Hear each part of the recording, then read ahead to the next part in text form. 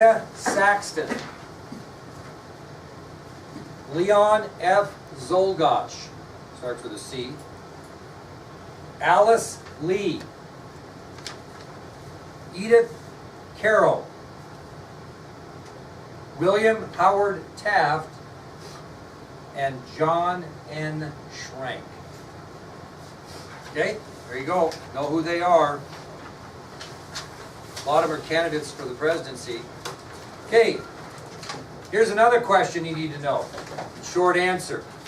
During the lectures, what two political elections did the winner receive less popular votes than the loser? We had two elections in which the winner of the election had less popular votes than the loser. One of them they made a deal on. The other one was a regular election, okay? So what two elections, okay? Now, do you remember in the election of 1876, although Samuel J. Tilden had more electoral votes and popular votes than Rutherford B. Hayes, because of the confusion with the state sending in more than one set of returns, they made a deal between the Democrats and Republicans. The next question is, what were the three things that the Democrats gained from making the deal with the Republicans that allowed Rutherford B. Hayes to be president? Remember any of them? What was the? I'll give you the first one. They agreed to take Union troops out of the South and bring them back to the North. Anybody know another one that was a part of the deal? Off the top of your head, because you retain information well.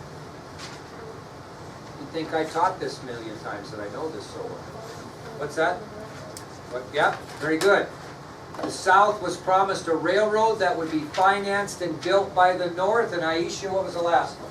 Appointed his fair share of Southern or Democrats in the cabinet. Right, Hayes was to appoint a fair share of Democrats or Southerners in his cabinet. You need to know those three. So Andy, I'll ask you this.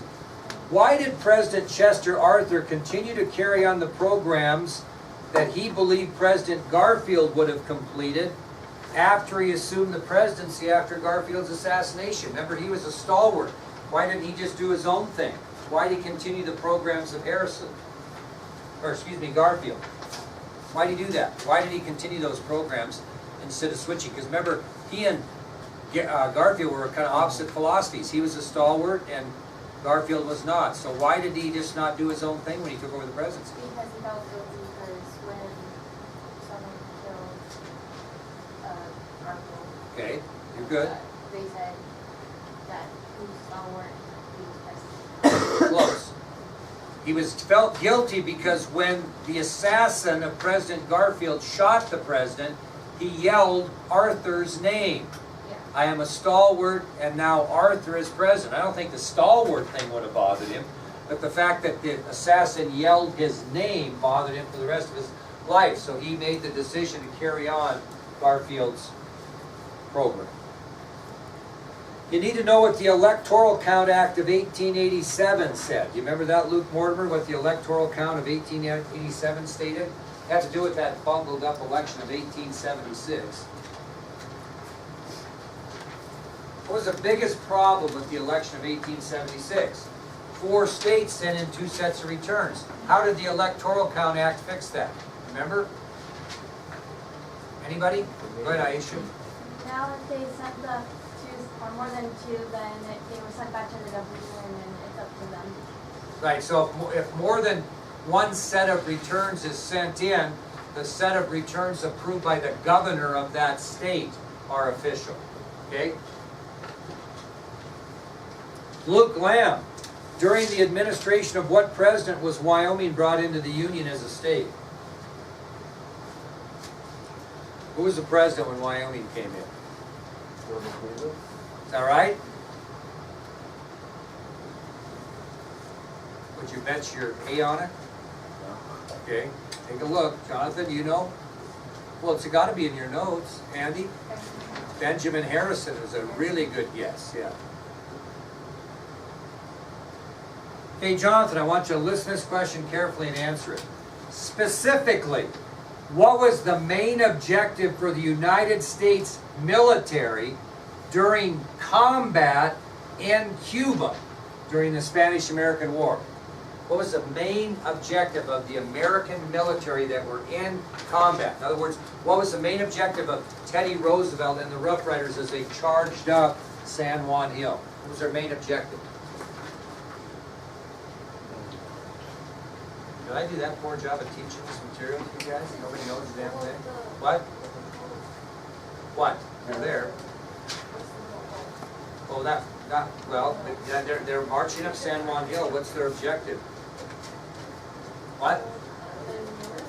No, that's in the Philippines. There you go. Capture the port city of Santiago. Thank you, Luke Lamb.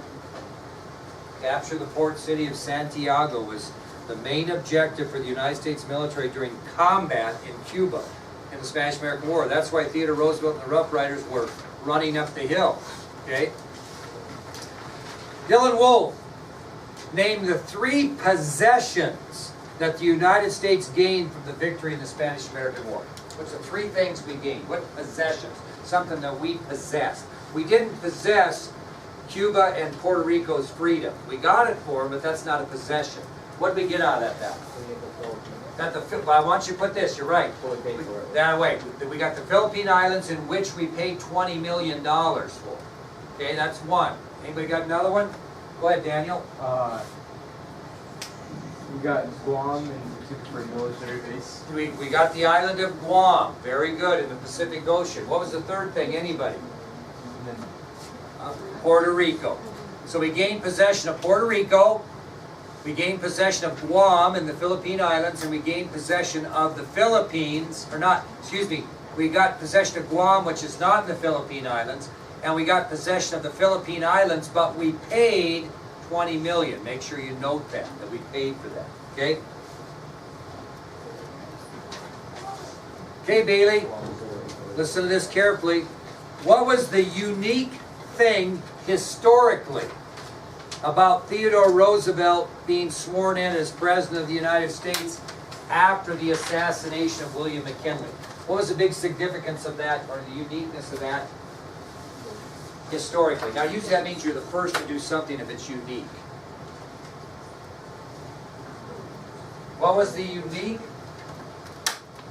event historically about Theodore Roosevelt being sworn in as President after the assassination of McKinley? That's been the first something or something like that. Yes, McKinley? Well, the easiest answer to that is he was the youngest man ever to serve this country as President of the United States. Who's the youngest man elected? John Kennedy. Who's the youngest man to serve in the office? Theodore Roosevelt. All right. The last thing you're going to need to know is the 4 accomplishments of President Roosevelt during his presidency, and the one he believed to be his greatest accomplishment. So we got the Panama Canal, we've got national parks, we've got working for the average person, and we've got a national symbol. Which was the most important to him? Panama Canal. Okay? So you need to be able to list those 4 accomplishments of President Roosevelt during his presidency. What I'd like you to put is the Panama Canal.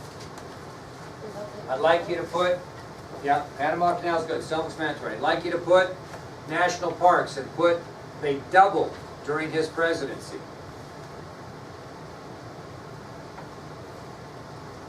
Commitment to the average man. That's pretty self-explanatory. And then under a national symbol, simply explain briefly that the teddy, not a bunch of it, not the whole story, but that the teddy bear was named after. Okay? All right, there you go. There'll be 40 answers. They'll be worth 3 apiece. It'll be 120. Those matching are crucial. They're 3 apiece. Miss about 6 or 7 of those and you'll be in the dumpster. So make sure that you kiddos are studying those names and know what those people did. It's a process of elimination, so you know how that works.